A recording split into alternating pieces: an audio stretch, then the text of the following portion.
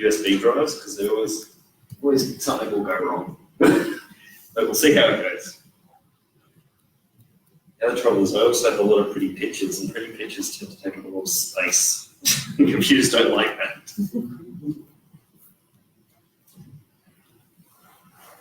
There we go.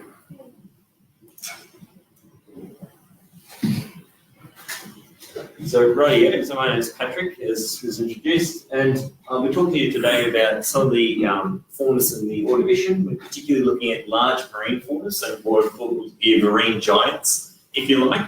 And in particular, I'll be talking about, it's not in your abstracts, but the trilobites, particularly these areas, because we've done some interesting work with these trilobites. Particularly, I've been working with Matthew McCurry, so Matthew was speaking earlier today about the tooth bridges. We're looking in particular at the size of these trilobites. So this is a nice, beautiful vista here from Central Australia. This is near Ross River Gorge, not the Ross River you're thinking about with fever, but another Ross River. And as rivers tend to be named like that. And you see this huge mountain range here is actually a series of Ordovician strata that was laid down more than 480 million years ago. So what you look at is early Ordovician strata. Also, actually, that there is part of the Cuda and the stairway sandstone at the top there. So the Ordovician period, everybody so far has been either talking about sort of in the Cenozoic, or we had the Devonian just before. Most of what you guys have been dealing with is relatively recent. This is very far back in the past. So we're talking a period roughly about 485 million years to 440 million years ago. At that time, almost all life was non-terrestrial. It was living in either freshwater or marine ecosystems, unless you believe very metallic, of course. And what we see here is just a sample of what you find during the Ordovician. So things like, for example, large Ordovician nautiloids. These are straight-shelled orthoconic nautiloids. They're a bit like an octopus jammed into an ice cream cone-shaped shell. Nautiloids still exist today, but they tend to have a coiled shell rather than a straight shell. We also have, of course, beetle-like trilobites, these large, sort of almost beetle-like creatures or crab-like creatures that we're crawling across the seafloor. Sea scorpions off in the corner there, and of course our relatives, the vertebrates. These vertebrates here are jawless fish. Those were the only vertebrates at the time. And these jawless fish, this is actually an exaggerated photo. They're actually quite tiny. Some of them, the largest ones get to roughly about that size. So the largest animals at that time and the largest dominators of those ecosystems were invertebrates, animals without backbones. The Ordovician world was a strange world. It's very unfamiliar to what we expect today as our modern world. So that red dot there on the map is currently where we're sitting. We're actually sitting on what wasn't formed at the time. So Australia, the continent that we think of, hadn't formed during the Ordovician, or fully formed, is what we would expect it to be. So where we're sitting now would have actually been deep ocean, part of an island arc system that was building up and accreting to Australia at that time. The only places that would have existed as what we modernly consider Australia was the Northern Territory, South Australia, and Western Australia, which had just recently formed after the breakup of the supercontinent Rodinia. We also wouldn't have experienced the same levels of oxygen or CO2 in the atmosphere. So we've been talking about fluctuations in oxygen and CO2 to do with temperature. But back in the Ordovician, the oxygen was about three-quarters of what it is today in terms of the level of the oxygen. But the CO2 was about 14 times what it is today. So it was a greenhouse, it was a hot world. It did drop towards the end. There was a glaciation towards the end. But the Ordovician was relatively warm, particularly during the earliest part of it, and would have actually experienced a period of warmth towards the mid-Ordovician as well. As a higher temperature range there.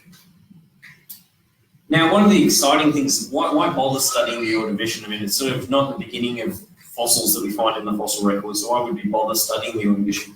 Well, the Ordovician itself has a very interesting period of time for invertebrates and for animals in general, because although most of what we consider modern phyla, so the groups that make up the big things, so for example, big groupings of animals like vertebrates, the arthropods, things like that, those big groupings of animals, whilst they had appeared earlier during the Cambrian period, they didn't really diversify and become prominent as big groups until the Ordovician, during a period which is known colloquially as GLOB, or the Great Ordovician Biodiversification Event.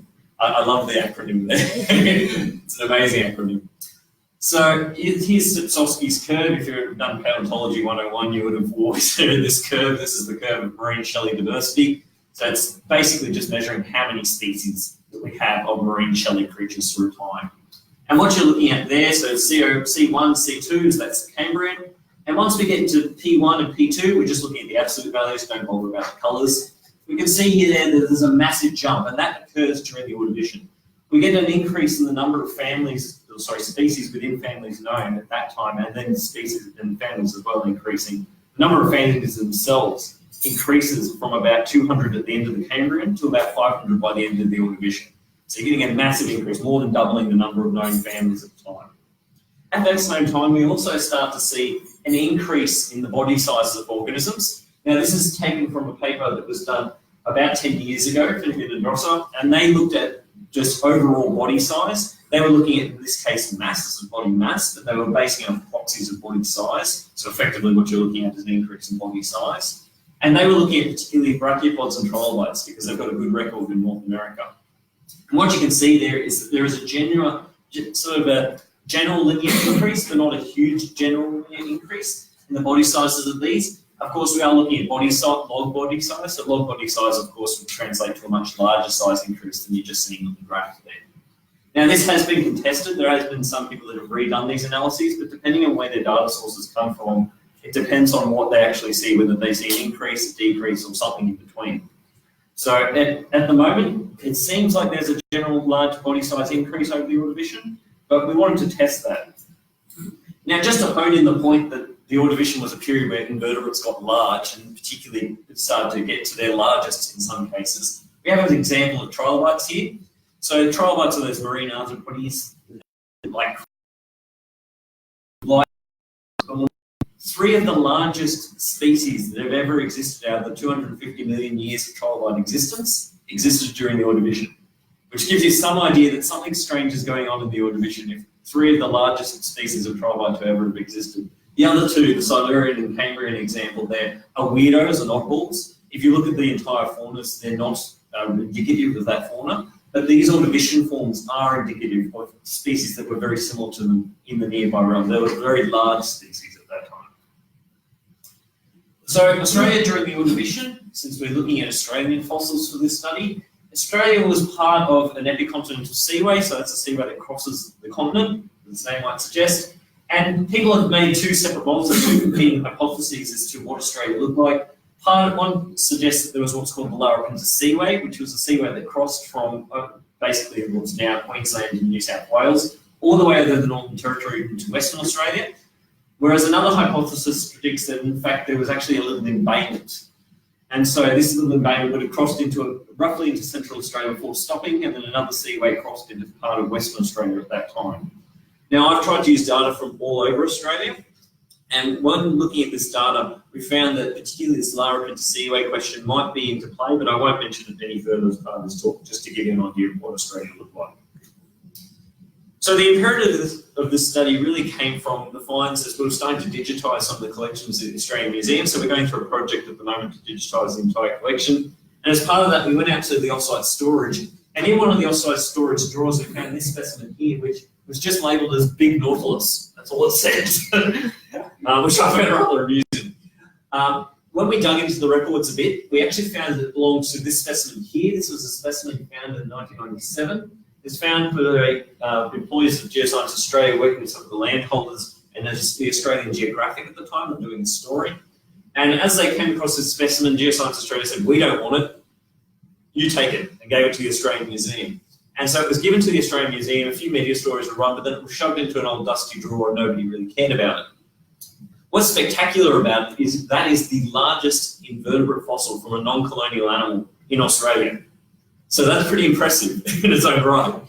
This is an Actinocerid nautiloid, and we know that because I've just done some recent CT scanning, and you can actually see some of the internal chambers, not necessarily of this specimen, unfortunately, but close cousins of it that we found in nearby localities.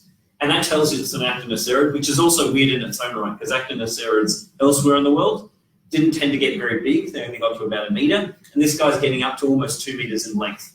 So he's getting very big for a group that typically doesn't get very big.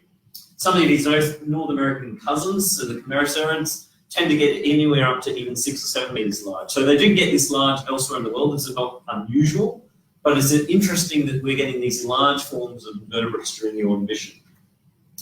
Another one that we've also found that was, again, sort of shoved into a dusty drawer was fragments of trilobites. There's this species over here that was found in the Stoke siltstone. And you can see here, this is only a fragment of a cheek and a fragment of a tail. we know that this guy would have roughly reached about 50 centimetres in length, so putting it on par with some of the largest trilobites ever found in Australia. Here is another one that we've also found in Geoscience Australia's, identified in Geoscience Australia's repositories. This is a tail that, believe it or not, is on display with the words Australia's largest trilobite. Again, nobody has published on this. I find this bizarre that people seem to find these big things and not publish them. This is a specimen of an asphoid. This is a type of trilobite that tends to have these very large body sizes. But this one is unique for being roughly about 40 centimetres in size. And again, we could make it the largest trilobite known from Australia.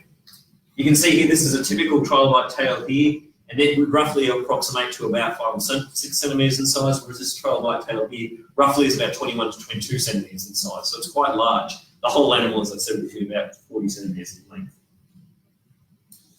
So trilobites during the Ordovician would make up a brilliant sample organism to study body size changes over time. And that's because during the Ordovician, they largely make up the rock, believe it or not. In a lot of locations, this one is a good example here. All those red flecks that you're seeing are cheeks of trilobites. And in this case, it makes up almost 90% of the rock that you're looking at is trilobite. And that's because they were just very abundant at that time. It's to do with how the ecosystems were structured. It's also to do with how these animals molt. So these animals are arthropods, so like other arthropods, like your common insects, cicadas that people see during the summertime here. They molt, they shed their exoskeleton, and when they do that, they leave it behind. Now, trilobites were unique in mineralising their exoskeleton out of crystallised calcium carbonate, that is a calcite, high magnesium calcite, which preserves really, really well. And so that means when they shed their exoskeleton, that exoskeleton doesn't just go nowhere, it actually goes into the fossil record. So that means an animal potentially has multiple times that it could be preserved in the fossil record. So that means that it makes them an excellent model study organism. However, you might also then point out to me, and this is very true, trilobites, if they molt, that means that also they fragment. So how do you study body size of an animal that fragments up? But trilobite body size can be very well estimated based on the size of the cranidium, which is the central element of the head of the animal. When they molt, they crawl out from their head, some weird alien style. And what you're left with is several parts. So you can see up the top there that when they molt, they fragment up into about 5 separate pieces for the head. But that central portion of the head, what's known as the cranidium, on that cephalon, that actually preserves really well and can be used as a proxy for body size. So these are graphs here that were done by Bella Bradley in 2012, which demonstrated that the body size of trilobites pretty well approximates their head size. That's not true of all taxa, but it's true of the vast majority of them.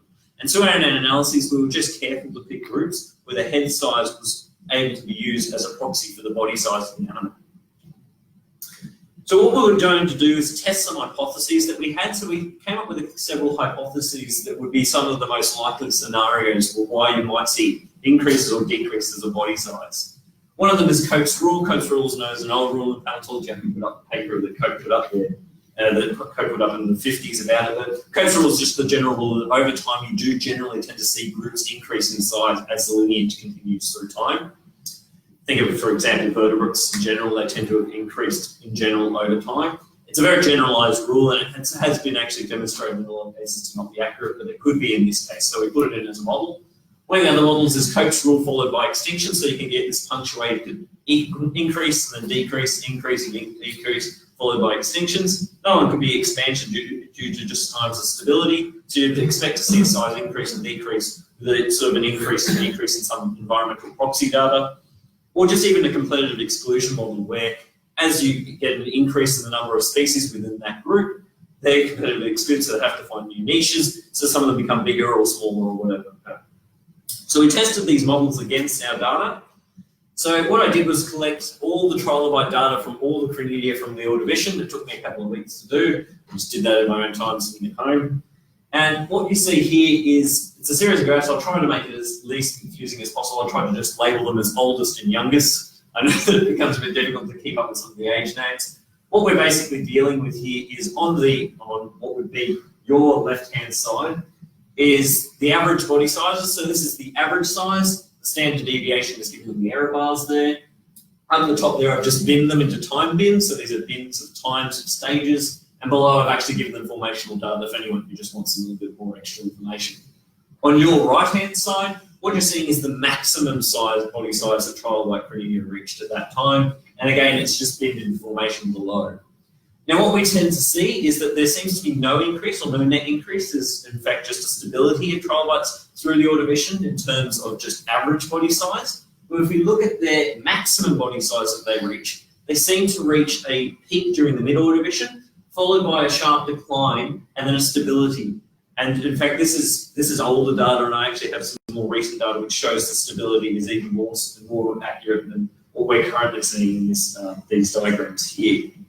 So it seems to be that trilobites seem to have started off relatively small, increased in size towards the mid-Ordovician, and then had this sharp plummet for whatever reason, and then continued with stability. So we got thinking as to what could be the reason for this. Now, elsewhere in the world, people have given data that has shown a similar pattern or similar trend. This is examples, for example, from Oslo in Norway.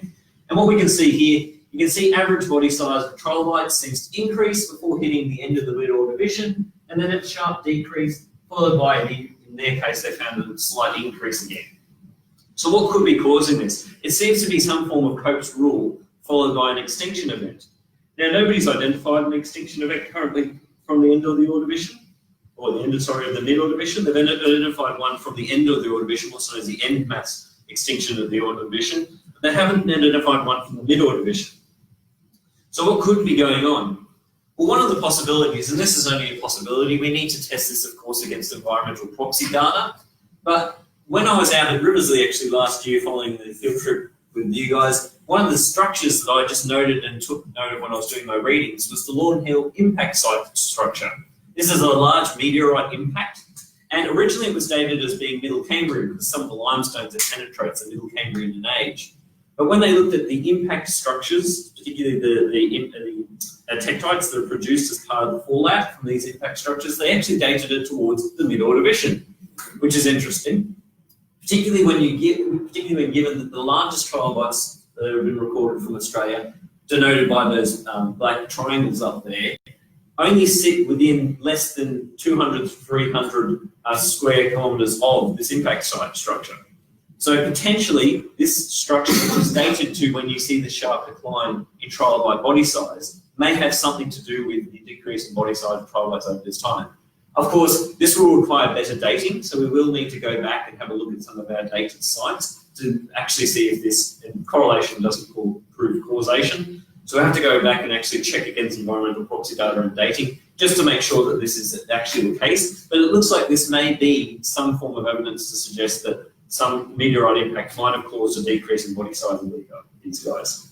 So future work, as I mentioned, we'll have to go back and look at these, some of the environmental proxy data that was occurring at the time. We'll also have to look at better dating of these sites just to make sure that they actually are aligning in terms of when this impact structure is hitting. So thank you very much. I'd like to thank a bunch of people, including the Australian Museum Foundation for funding some of this research, Matt McCurry, of course, for helping out with the analyses, and a bunch of other people that have helped as part of the volunteer programs of the Australian Museum, helping to digitise parts of the collection. So thanks very much.